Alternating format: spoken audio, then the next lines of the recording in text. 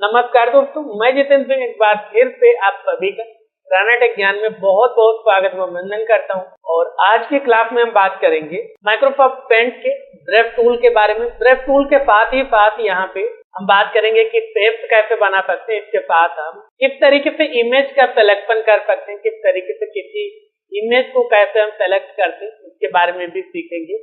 इसी के साथ हम देखेंगे यहाँ पे इमेज ग्रुप के बारे में, जिसमें हम क्रॉप करना सीखेंगे। इसी के साथ हम यहाँ पे अगर रोटेट करना है तो इसके बारे में भी हम आज के क्लास में सीखने वाले हैं। तो चलिए अपनी क्लास को हम शुरू करते हैं। तो ब्रश में भी आपको अलग अलग टाइप के ब्रश मिलते हैं। तो ब्रश की बात करें उससे पहले हम यहाँ पे क्या करते हैं, इस फाइल को सेव कर लेते हैं। यहाँ पे डेस्कटॉप पे हमने इसे ऐसे ही सेव कर दिया अनटाइटल्ड। उसके बाद क्या करते हैं, यहाँ पे हम एक न्यू फाइल लेते हैं। फाइल में गए, न्यू पे क्लिक कर दिया, न्यू फाइल।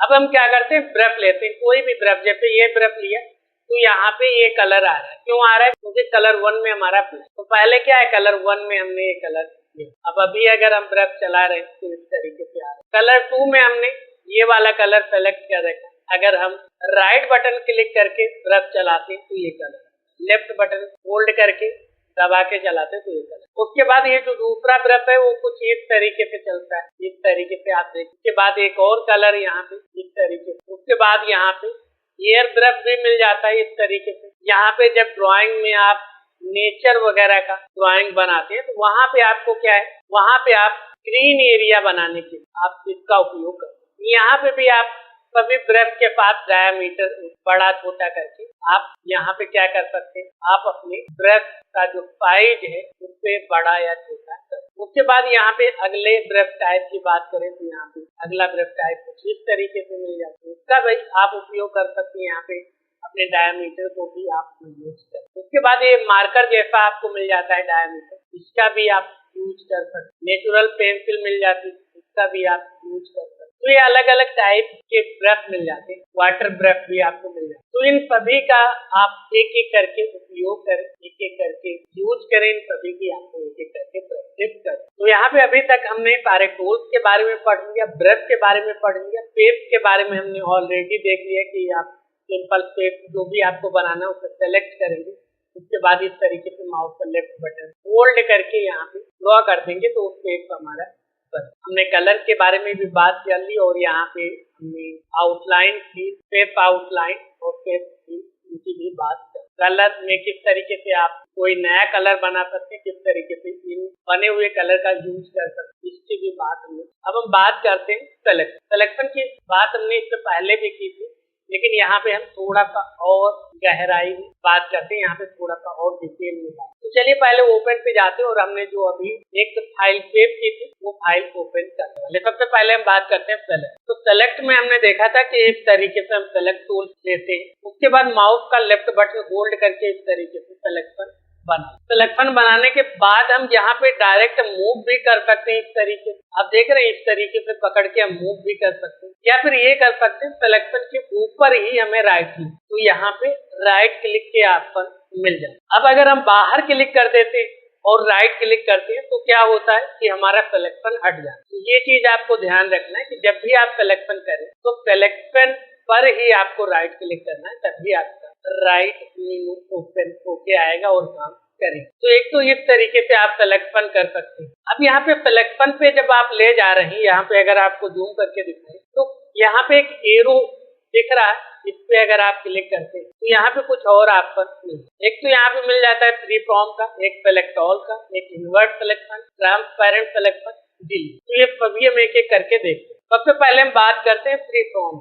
यहाँ पे फ्री फॉर्म पे क्लिक करते हैं। फ्री फॉर्म में क्या है, आप अपनी आवश्यकता अनुसार सिलेक्शन बना सकते। माउस से आप अपनी आवश्यकता अनुसार इस तरीके से सिलेक्शन बना ले, और अगर अभी मूव कर रहे हैं तो देख रहे हैं इतना एरिया हमारा मूव। तो इस तरीके से फ्री फॉर्म की मदद से आप अपनी आवश्यकता अनुसार यहाँ पे सिलेक्शन बना। फिर पे हम कंट्रोल जेड करते हैं ताकि हमारा जो सिलेक्शन है वो दोबारा से पहले जैसा हो। उसके बाद यहाँ पे मिल जाता है सेलेक्ट ऑल। सेलेक्ट ऑल पे क्या है, जब आपको इमेज का या आप अपने फाइल को पूरी सेलेक्ट करना चाहते हैं तो सेलेक्ट ऑल का उपयोग किया। इसके लिए आप कीबोर्ड पे कंट्रोल ए भी प्रेस कर सकते हैं।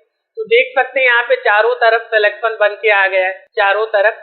तो इससे क्या पता चलता है कि हमारा पूरा इमेज सेलेक्ट हो गया। अगर मूव कर रहे हैं तो पूरा इमेज एक साथ मूव हो। तो फिलहाल हम कंट्रोल जेड कर, ये आप कीबोर्ड पे भी कंट्रोल ए करके कर सकते हैं सेलेक्ट ऑल, या फिर आप यहाँ पे सिलेक्शन में जाकर भी इस पॉइंट पे क्लिक करेंगे। अगर आप इसके ऊपर क्लिक करेंगे तो केवल ये रेक्टेंगल सिलेक्शन बनेगा, लेकिन अगर आप इस पॉइंट पे क्लिक करेंगे तो ये ऑप्शन भी आपको देखने को मिलेगा। इस तरीके से सेलेक्ट ऑल से सभी को सेलेक्ट कर सकते। इसके बाद मिल जाता है इनवर्ट सेलेक्ट। अब ये कैसे काम करते हैं, मान लेते हैं हम चाहते हैं कि भाई यहाँ पे बाहर क्लिक कर देते हैं, हम ये चाहते हैं कि इस इमेज को रखना चाहते हैं, बाकी सभी को डिलीट करना। तो किस तरीके से, तो पहला तो तरीका है कि इसमें सेलेक्ट करेंगे कीबोर्ड पे डिलीट बटन, इसको सेलेक्ट करेंगे डिलीट बटन, इसको सेलेक्ट करेंगे डिलीट। तो ये तो तरीका हुआ है। तो यहाँ पे हमें 3-4 बार क्लिक करना पड़ेगा, या फिर मान लेते हैं हम कंट्रोल जेड करते हैं और यहाँ पे कुछ और हमने स्टार वगैरह बना दी, जैसे ये बना दिया, यहाँ पे ये बना दिया, यहाँ पे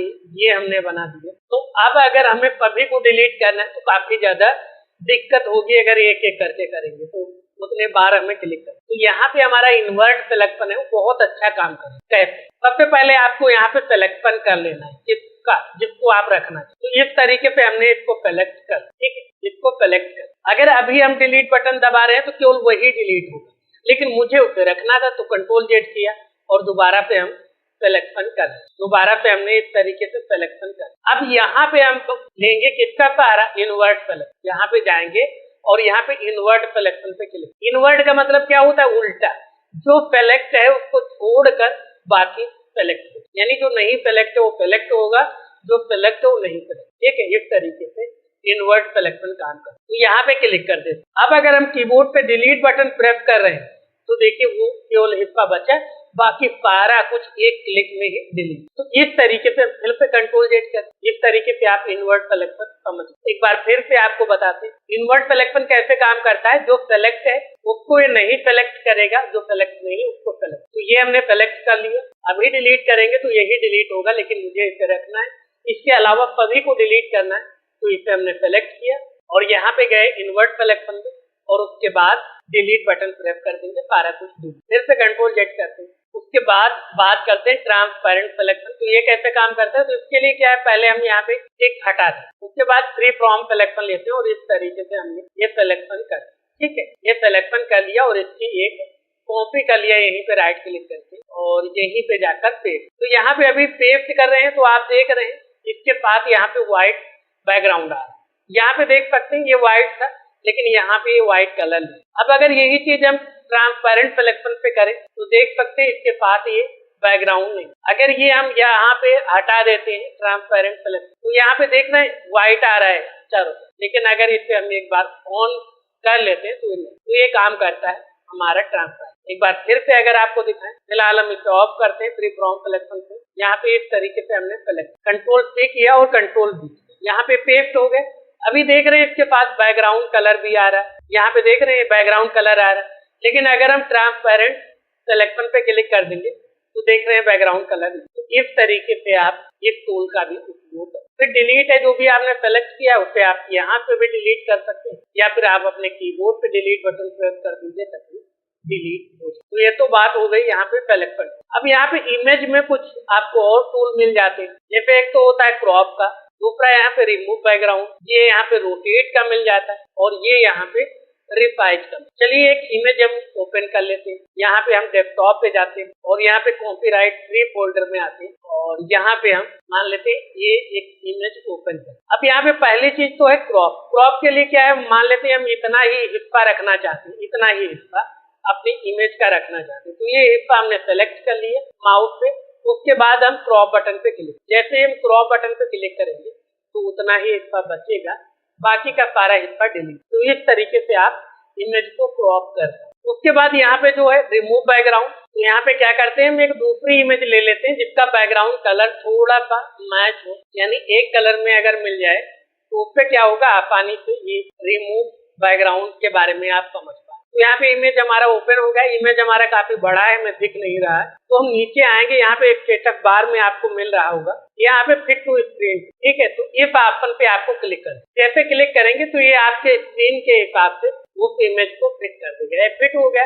अब यहाँ पे रिमूव बैकग्राउंड पे क्लिक करें, जैसे क्लिक कर रहे हैं तो यहाँ पे देख रहे हैं इनके चारों तरफ एक प्रोसेस आपको होता हुआ दिखाई पड़ा। तो ये प्रोसेसिंग होगी और उसके बाद ये बैकग्राउंड रिमूव हो जाए। अब ये आपके पुराने विंडोज में अगर आपने विंडोज को अपडेट नहीं किया या फिर आप विंडोज 7 वगैरह यूज कर रहे हैं तो वहां पे रिमूव बैकग्राउंड का ऑप्शन नहीं मिल रहा होगा या ये इस तरीके से काम नहीं। लेकिन अगर आपका विंडोज लेटेस्ट है, पूरी तरीके से अपडेट है, तो इस तरीके से टूल बहुत ही अच्छा काम कर। तो यहाँ पे देख सकते हैं बैकग्राउंड हमारा रिमूव हो। उसके बाद क्या करते हैं, हम यहाँ पे इमेज को थोड़ा सा और छोटा कर लेते हैं और यहाँ पे जो इसका कैनवास का साइज है वो थोड़ा सा बड़ा कर। उसके बाद यहाँ पे मिल जाता है रोटेट का। अब मान लेते हैं इसी इमेज को क्या करते हैं, हम यहाँ पे कॉपी कर लेते हैं। कॉपी कर लिया, कंट्रोल-C कंट्रोल यहीं पे पेस्ट कर और इसे इस तरफ ले आए। या हम ये करते हैं कि यहाँ पे हम न्यू फाइल ले लें, फिलहाल न्यू फाइल ले लें और यहाँ पे एक तो स्क्रीन कर देते हैं और यहाँ पे हमने एक बना लिया और एक बना लिया यहाँ पे। एरो के अंदर हम ये वाला कलर फिल कर, तो ये हमारा एरो है।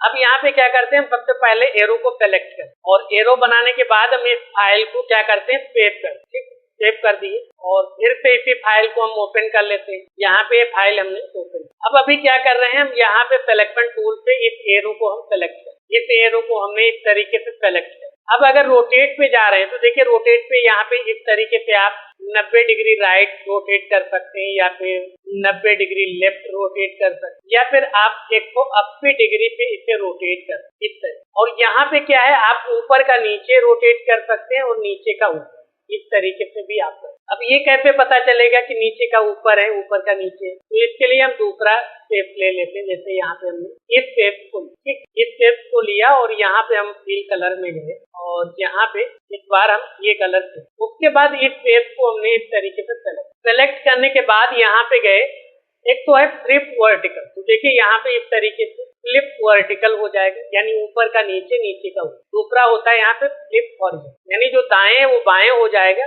और जो बाएं है वो दाएं। तो इस तरीके से आप इसका भी उपयोग कर सकते हैं। उसके बाद यहाँ पे इमेज साइज, यहाँ पे आप परसेंटेज के हिसाब से आप इमेज को छोटा बड़ा कर सकते हैं और यहाँ पे पिक्सल के, जैसे हम परसेंटेज के हिसाब से इमेज को 50% रखना चाहते हैं तो यहाँ पे हमने 50 का है। और अगर इसे आपने ऑन कर रखा है तो ये दोनों लंबाई और चौड़ाई को दोनों को बराबर करने की कोशिश करेगा।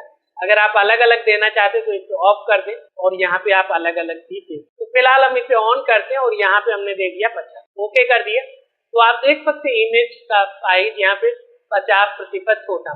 अगर बड़ा करना है तो यहाँ पे कितना बड़ा करना है, मान लेते हैं इस पे दुगना करना है तो यहाँ पे 100 है तो हमें 200 टाइप करना, तो क्या हो जाएगा, इमेज हमारा दुगना। हम मान लेते छोटा करना है तो यहाँ पे 75% कर देते हैं तो यहाँ पे। अब अगर आपको कोई पिक्सल में इसका साइज छोटा है बड़ा करना है तो ये भी आप कर सकते हैं। मान लेते हैं इसे हम 520 पिक्सल में रख, तो इस तरीके से 520 पिक्सल में रख, तो इस तरीके से आप इमेज को छोटा या बड़ा कर सकते हैं, यानी रिसाइज कर सकते हैं। तो यहाँ पे ये जो भी टूल्स थे हमारे रिबन में, इन सभी के बारे में आपको पता चल गया होगा। आपको हमारी ये क्लास कैसी लगी कमेंट बॉक्स में ऑप्शन लिखें। अगर आपको कोई भी डाउट है, कोई भी समस्या है, उसे भी कमेंट बॉक्स में लिखना ना भूलें। आगे आपके टॉपिक पे वीडियो देखना चाहते हैं वो भी आप कमेंट बॉक्स में लिख सकते हैं। और अगर आपने अभी तक हमारे यूट्यूब चैनल को सब्सक्राइब नहीं किया है तो सब्सक्राइब अवश्य कर लें ताकि आने वाले सभी वीडियोस की जानकारी आपको सबसे पहले भेजी जाए। वीडियो को लाइक कर अपने दोस्तों के साथ शेयर करना ना भूलें। अगर आप और भी उपयोगी क्लासें देखना चाहते हैं तो इन प्लेलिस्ट को चेक करना ना। तो हम मिलते हैं आपसे अगली क्लास में, तब तक याद रखें ज्यादा लर्निंग ज्यादा अर्निंग, इसलिए सीखते रहें और मुस्कुराएं। नमस्कार।